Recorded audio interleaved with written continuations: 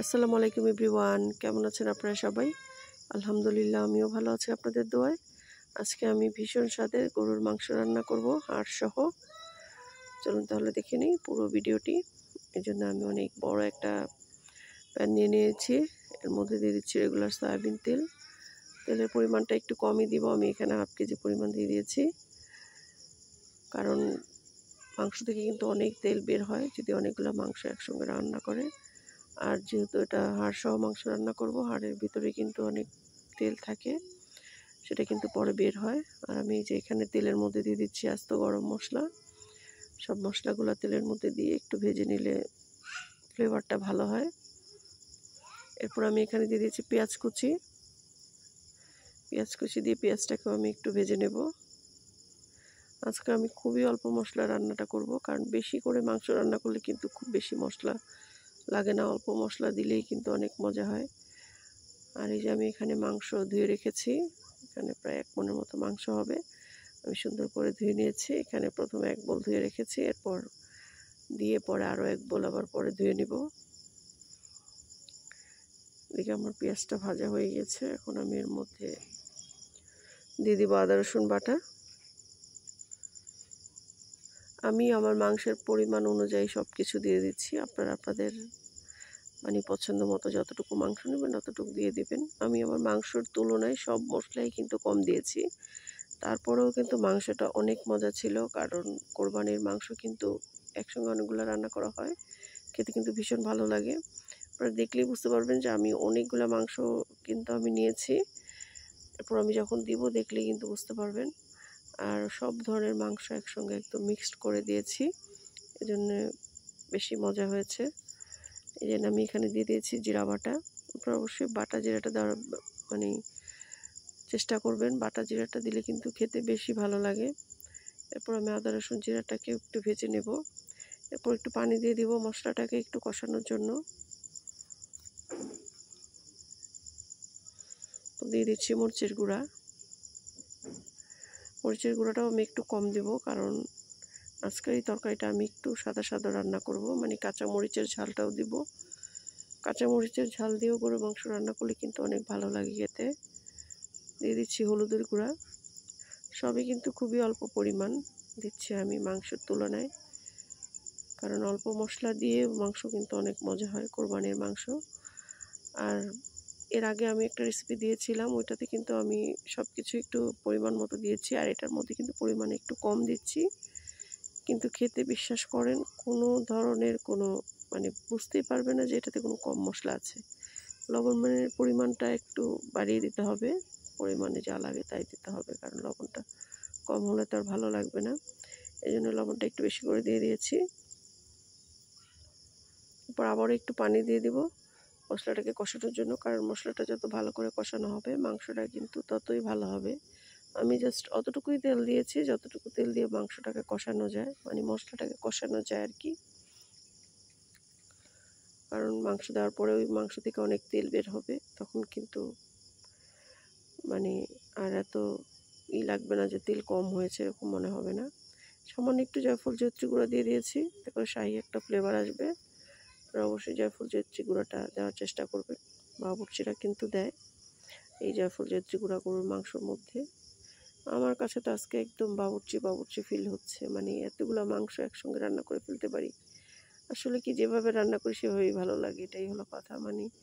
যেভাবে রান্না করি, কম মশলা দিই বা বেশি মশলা দিই, আমার কাছে মনে হয় যেভাবেই দিই ভালো লাগে খেতে। দিয়ে দিচ্ছি গরম মশলা গুঁড়া, কারণ সবসময় রান্না করলে রান্নার একটা হাত চলে আসে, তখন একটু কম বেশি হলে কোনো সমস্যা নেই রান্নার। মশলাটা কষানো হয়ে গেছে, এখন আমি ধুয়ে রাখা মাংসটা দিয়ে দিব। এই সবগুলো কাজের মধ্যে একটা কাজই কষ্ট ছিল, সেটা হলো নাড়া দেওয়া। এক পর্যায়ে তো আমার কুটচুনি ভেঙে গিয়েছিল, এই মাংস নাড়তে যে বোঝেন অবস্থা। এখন আমি এই মাংসগুলো একটু নাড়িয়ে নিব। ক্যামেরায় আসলে বোঝা যাচ্ছে না যেটা কত বড় পাতিলা আর কতগুলো মাংস, আমি নিজেও জানি না। আমি শুধু দিচ্ছিলাম, কারণ আমাদের ঘরে মাংসটা কোরবানির মাংসটা একবারে রান্না করে বাসি মাংসটাই বেশি পছন্দ করে। এই জন্য বাসি করে খেতে বেশি পছন্দ করে আমার শ্বশুরবাড়ির মানুষ, আমার হাজব্যান্ড, আমার ছেলে মেয়ে সবাই, এজন্য আমি উল্টা পাল্টা একদম বেশি করে রান্না করে রেখে দিই। এরপর আস্তে আস্তে 2-3 দিন জালে জালে খায়, আর বাসি হয়, ঝুরা হয়, ওটাই ওদের পছন্দ, অনেক খুশি হয়ে খায়। পর আবার আমি আরেক বোল মাংস ধুয়ে দিয়ে দিয়েছি, কারণ একসঙ্গে এতগুলো মাংস তো ধোয়াও সম্ভব না, আর দিয়ে নাড়া দেওয়া সম্ভব না। মিশিয়ে নিব। এদিকে আরেক বোল মাংস আমি পরে ধুয়ে নিব। এই নাড়া দেওয়াটাই একটু কষ্টের কাজ, তাও কি আর করতে তো হবেই। বাকি মাংসগুলো আমি দিয়ে দিয়েছি, মানে আমার পাতিলায় যতটুকু এঁটেছে আমি পুরোটুকু আমি দিয়ে দিয়েছি, কারণ এই মাংসটাই সব থেকে বেশি মজার হয়। একদম হাড় সহ, মানে নল্লি সহ সব আছে এই মাংসটার মধ্যে। মাথার মাংস, রানের মাংস, নল্লি সব দিয়ে কিন্তু এই এক পাতিলা মাংস কোরবানির মধ্যে না রান্না করলে ভালোই লাগে না। এরপর দিয়ে দিচ্ছি টক দই। টক দই দিয়ে দেওয়ার পর এখন আমি দিয়ে দিচ্ছি যে বাদাম বাটা। এখানে কাজু বাদাম বাটা দিয়ে দিয়েছি, আপনারা যে কোনো বাদাম বাটা দিয়ে দিতে পারেন। আর বেশি করে মাংস রান্না করলে কিন্তু তেমন কিছু মানে দেরিও হয় না, খুব অল্প সময় কিন্তু মাংসটা সিদ্ধ হয়ে যায়। যত বেশি মাংস রান্না করবেন তত তাড়াতাড়ি কিন্তু মাংসটা সিদ্ধ হয়ে যাবে। আর আমি কিন্তু এক্সট্রা কোনো পানি দিব না, এই মাংস থেকে কিন্তু পানি বের হবে, অনেকখানি পানি বের হবে। ওই পানি থেকেই, পানিটা দিয়েই আস্তে আস্তে কিন্তু এই মাংসটা রান্না হয়ে যাবে। দেখতে পাচ্ছেন যে কেমন এখন সাদাটা দেখা যাচ্ছে, কোনো সমস্যা নেই। আমি ইচ্ছা করে এরকম করে রান্না করেছি, কারণ আমি একটু এরকম সাদা সাদা ভাব মানে রান্না করতে চেয়েছিলাম। এরপর আমি এখানে দিয়ে দিচ্ছি একদম 1 লিটার তরল লিকুইড গরুর দুধ, ফ্রেশ গরুর দুধ। আপনারা চাইলে গুঁড়া দুধও দিতে পারেন, কিন্তু আমার হাতের কাছে গরুর দুধ থাকে, এই জন্য আমি গরুর দুধটাই দিয়ে দিয়েছি।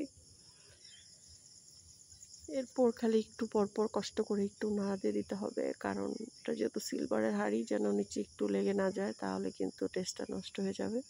তো কষ্ট করে একটু পরপর নেড়ে চেড়ে দিচ্ছিলাম। এই তো এরপর দিয়ে দিচ্ছি বেশ কিছু কাঁচামরিচ। কাঁচামরিচের ঝালটাতে কিন্তু বেশি একটা সুন্দর একটা ফ্লেভারও হবে, আর খেতেও ভালো লাগবে। এরপর অপেক্ষা করবো শুধু মানে মাংসটা সিদ্ধ হওয়ার। এরপর আমি এখানে দিয়ে দিচ্ছি টমেটো সস। টমেটো সস দিলে কিন্তু অনেক বেশি মজা লাগে গরুর মাংসতে। তো দিয়ে দিচ্ছি কিশমিশ।